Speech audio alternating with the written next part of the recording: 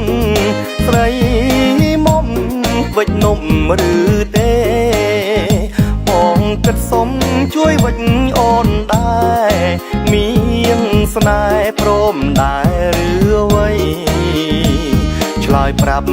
មកបងបានទេមានស្នេហ៍ព្រមដែរឬអ្វីកុំមកផ្លែផ្កាដាច់ថារត់មិនសមដី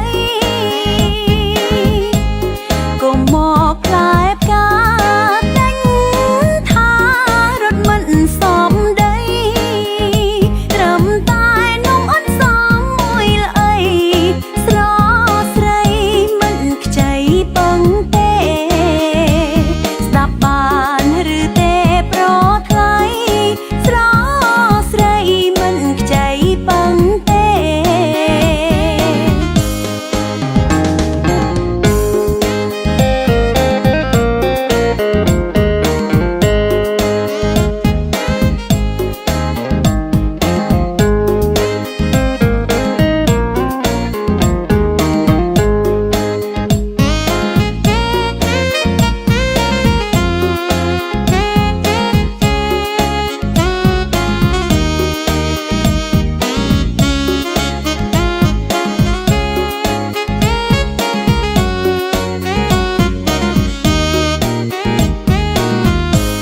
ព្រាមជួយដោយស្មង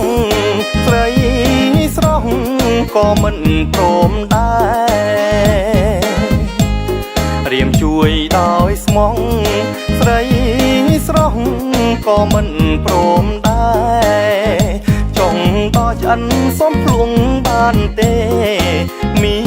ងមេប្រាប់មករៀមផងសុំភ្លួងតើបានឬទេមាងមេប្រាប់មករៀមផងអត់ឃ្លានអ្វីម្លេះប្រនេះសែនខូចកន្លងអត់ឃ្លានអ្វីម្លេះប្រនេះសែនខូចកន្លងនំនេះពុំមែនសម្រាប់បងនួនល្អងធ្វើយកទៅវត្ត